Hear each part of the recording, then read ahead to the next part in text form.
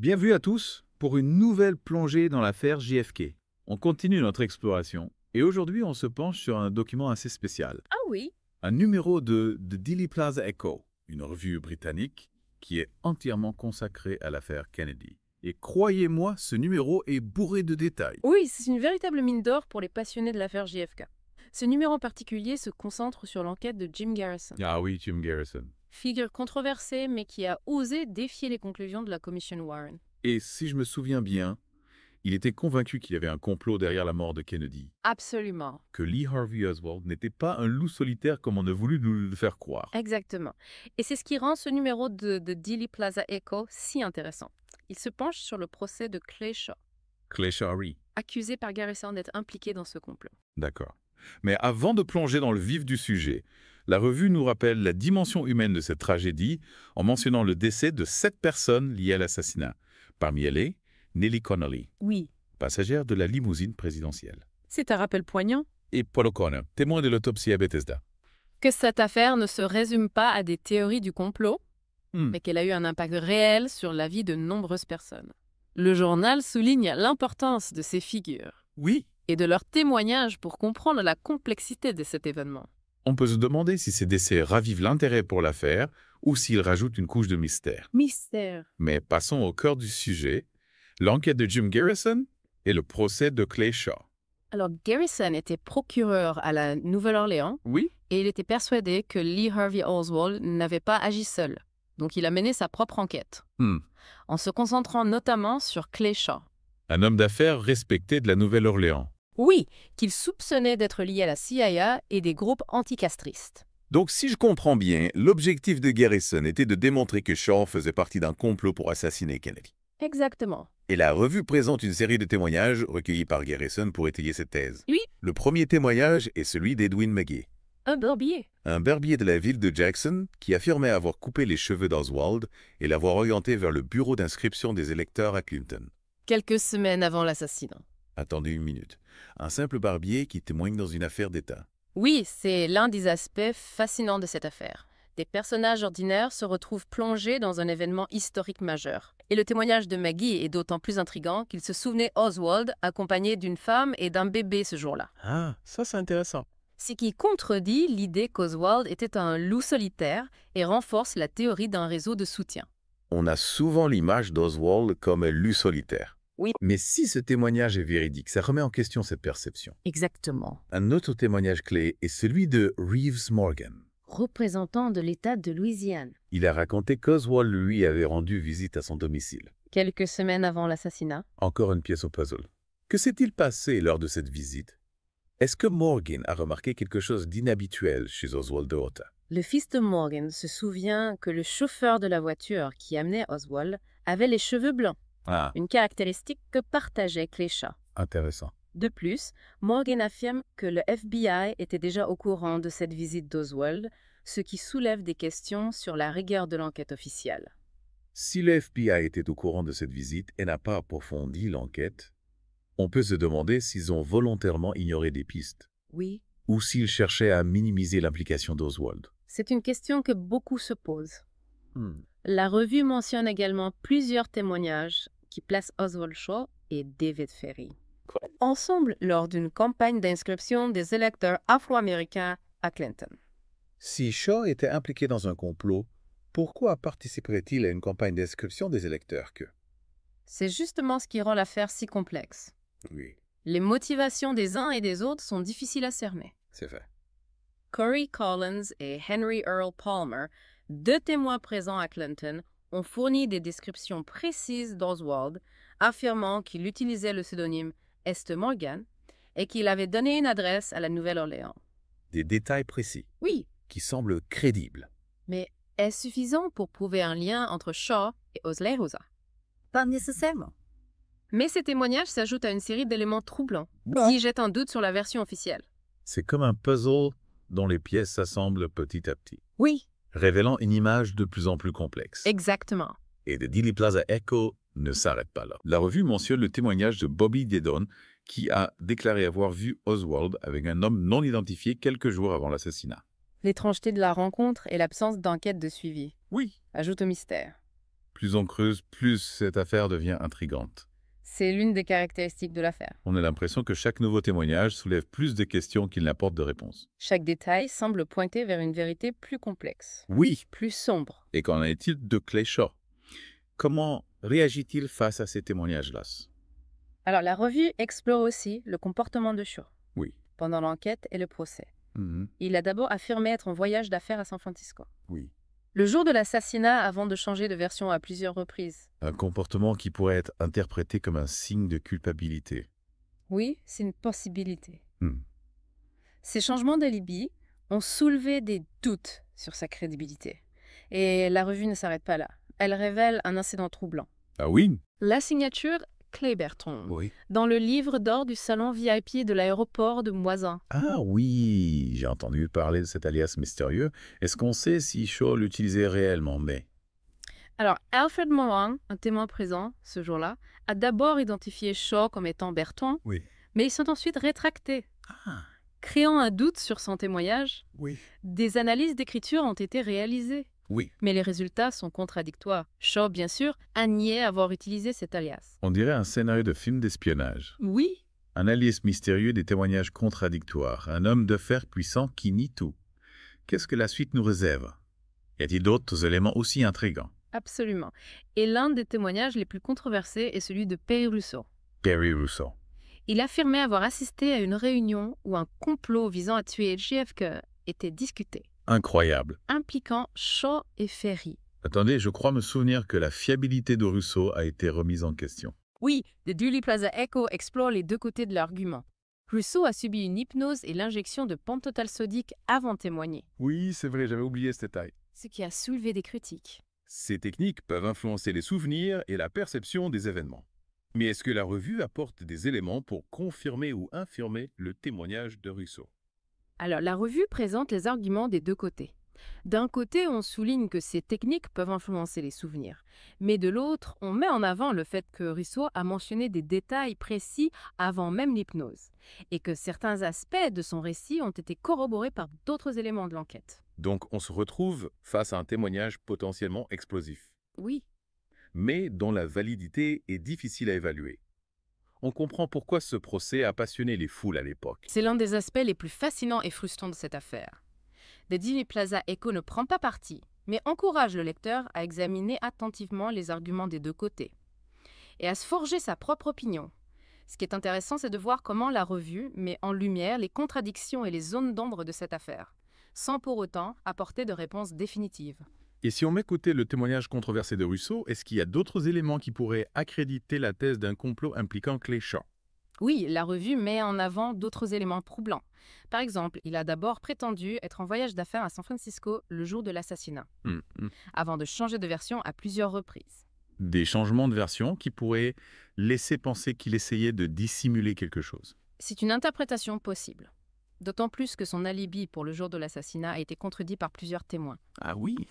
notamment William Sullivan, le directeur du San Francisco Trade Mart. Et n'oublions pas l'étrange incident de la signature Clay Bertrand dans le livre d'or du salon VIP de l'aéroport de Moisan. Oui.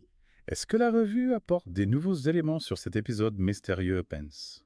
Malheureusement non. Malgré l'identification initiale de Shaw par Alfred Moran, les dénégations de Shaw et les expertises graphologiques contradictoires laissent planer le doute. Le mystère reste entier. C'est fascinant de voir comment, malgré les années qui ont passé certains aspects de l'affaire, JFK reste encore inexpliqué. Oui. On a l'impression de se heurter à un mur chaque fois qu'on essaie de démêler le vrai du faux. C'est la nature même de cette affaire. Des zones d'ombre, des témoignages contradictoires, des pistes qui s'entrecroisent sans jamais aboutir à une conclusion claire. La revue mentionne également les liens de Shaw avec la CIA. Des liens que Garrison soupçonnait mais qu'il n'a pas pu prouver à l'époque. Est-ce qu'il y a eu des révélations depuis le procès? Oui, des documents déclassifiés depuis dévoilés ont révélé que Shaw avait effectivement des contacts avec la CIA. Ce qui donne un nouveau poids aux soupçons de Garrison. Donc même si Shaw a été acquitté, cette revue nous amène à nous interroger sérieusement sur son rôle potentiel dans l'affaire. On est loin d'une simple théorie du complot. Il y a des éléments concrets qui méritent d'être examinés. Exactement. The Dealey Plaza Echo présente des éléments concrets qui, mis bout à bout, créent une image troublante. La revue ne prétend pas apporter de réponse définitive. mais elle nous invite à reconsidérer les conclusions de la commission Warren et à explorer des pistes alternatives. Et c'est ce qui rend cette lecture si passionnante. On se retrouve plongé au cœur d'une véritable enquête. Oui. Avec ses zones d'ombre, ses contradictions et ses révélations surprenantes. C'est vrai. On a l'impression d'être un détective qui essaye de rassembler les pièces d'un puzzle complexe. Et on se demande sans cesse quelle sera la prochaine révélation, le prochain élément qui viendra éclairer cette affaire sous un jour nouveau. Et ce qui est fascinant, c'est que l'affaire JFK, au-delà de son aspect tragique, nous interroge sur le fonctionnement de notre société. Le rôle des médias, le pouvoir des institutions et la manipulation de l'information. Absolument. C'est une affaire qui nous concerne tous, car elle nous rappelle que la vérité peut être complexe, Oui. difficile à atteindre, Oui. et parfois même dangereuse. The Dealey Plaza Echo ne se contente pas de présenter les éléments de l'enquête de Garrison. La revue s'intéresse également à d'autres aspects de l'affaire JFK, souvent passés sous silence. Par exemple, elle consacre un article à l'étrange voyage de Lee Harvey Oswald de l'Union soviétique vers les États-Unis. Ah oui, ce voyage qui a alimenté beaucoup de spéculations. Quelques mois avant l'assassinat. Est-ce que la revue apporte de nouveaux éclaircissements sur les motivations d'Oswald et sur les rencontres qu'il aurait pu faire pendant ce périple fort? L'article analyse le trajet d'Oswald, les escales et les rencontres qu'il aurait pu faire pendant ce voyage. L'auteur s'interroge sur la possibilité d'un débriefing d'Oswald par les services de renseignement américains. C'est une hypothèse qui, si elle était confirmée, relancerait complètement le débat. C'est incroyable. Comme chaque détail de cette affaire peut ouvrir de nouvelles pistes et remettre en question les certitudes. Et la revue évoque aussi la mort mystérieuse de Clay Shaw en 1974, quelques années après son procès. Les circonstances étranges de son décès, notamment la disparition de son corps pendant un certain temps, Oui. ont alimenté les spéculations sur un possible assassinat maquillé. C'est comme si cette affaire était maudite. Chaque personne impliquée de près ou de loin semble finir par connaître un destin tragique. Oui. Est-ce que la revue explore cette piste du possible assassinat de Shaw? Pas en profondeur, mais elle mentionne les zones d'ombre qui entourent sa mort. Elle laisse le lecteur se forger sa propre opinion. On sent vraiment que The Dealey Plaza Echo cherche à aller au-delà des versions officielles et à explorer tous les aspects, même les plus obscurs, de l'affaire JFK. Elle nous invite à sortir des sentiers battus et à explorer toutes les pistes possibles, même les plus improbables. C'est ce qui rend cette revue si précieuse pour les chercheurs et tous ceux qui s'intéressent à la vérité sur l'assassinat de Kennedy. Elle ne donne pas de réponse toute faite, mais elle nous encourage à réfléchir, à analyser les faits et à nous forger notre propre opinion. Exactement. The Dealey Plaza Echo ne prétend pas détenir la vérité absolue, mais elle nous fournit les outils pour mener notre propre enquête et nous faire notre propre idée sur ce qui s'est réellement passé ce jour-là à Dallas. Et au final, quel est le message principal que vous retirez de ce numéro de Dealey Plaza Echo? Je dirais que la revue nous offre une perspective alternative sur l'enquête de Jim Garrison et le procès de Clay Shaw. Oui.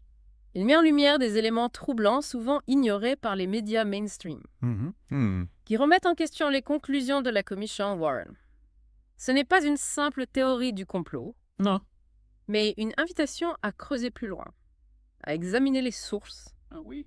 et à se forger sa propre opinion sur ce qui s'est réellement passé ce jour-là à Dallas. C'est une invitation à devenir des chercheurs nous-mêmes, à fouiller les archives, à analyser les témoignages Oui, et à nous forger notre propre opinion sur ce qui s'est réellement passé ce jour tragique de novembre 1963.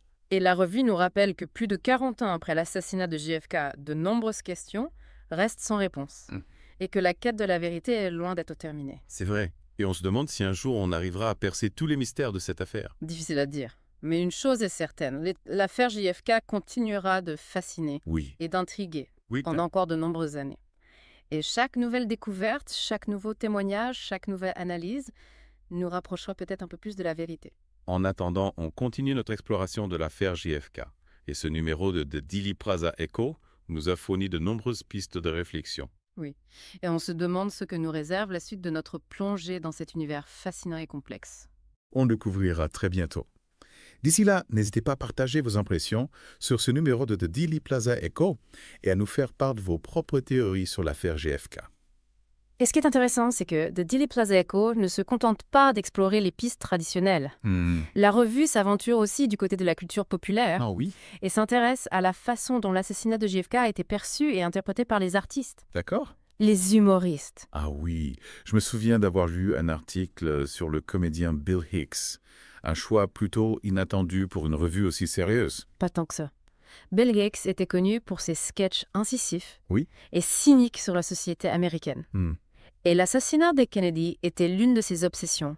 Il dénonçait avec virulence le rapport Warren et la version officielle, Ah oui? qu'il considérait comme un tissu de mensonges. Il n'hésitait pas à qualifier l'assassinat de coup d'État Oui. et à se moquer ouvertement des explications officielles. Bref. Il trouvait ça absurde et insultant Oui. pour l'intelligence du public. Et ce qui est fascinant, c'est que la revue utilise l'humour corrosif de Hicks pour illustrer le scepticisme Oui. d'une partie de la population américaine face au discours officiel.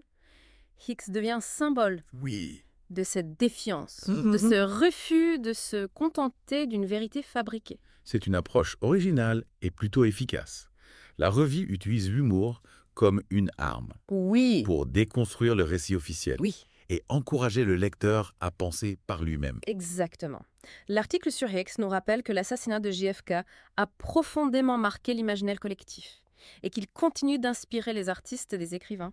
C'est une blessure qui reste ouverte dans la conscience américaine et l'humour peut être un moyen cathartique Oui. de l'explorer, de la questionner. Et la revue ne se contente pas de regarder en arrière. The Dealey Plaza Echo se tourne aussi vers l'avenir, Oui.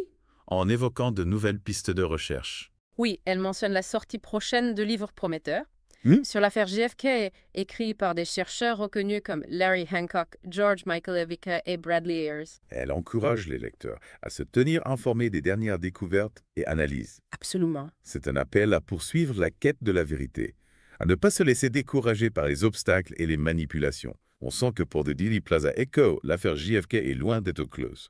Absolument. Et c'est peut-être là le message le plus important de ce numéro.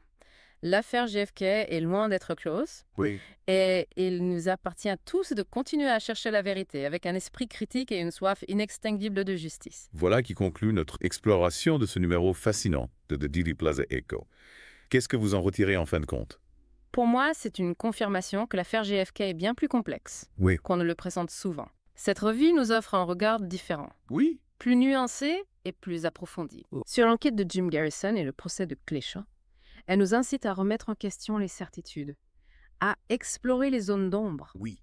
et à ne jamais abandonner la recherche de la vérité. C'est une invitation à devenir des chercheurs nous-mêmes, à fouiller les archives, à analyser les témoignages Oui. et à nous forger notre propre opinion sur ce qui s'est réellement passé ce jour tragique de novembre 1963. Et au-delà de l'affaire JFK, cette revue nous rappelle l'importance de l'esprit critique, du questionnement et de la recherche de la vérité, dans tous les aspects de notre vie. Absolument. C'est un héritage précieux Oui. que nous devons chérir et transmettre aux générations futures. Alors à tous ceux qui nous écoutent, n'hésitez pas à plonger vous aussi dans les méandres de l'affaire JFK. Explorez les sources, lisez les témoignages, analysez les faits et forgez-vous votre propre opinion. La vérité est peut-être plus proche qu'on ne le pense. Merci de nous avoir suivis dans cette plongée au cœur de The Dealey Plaza Echo.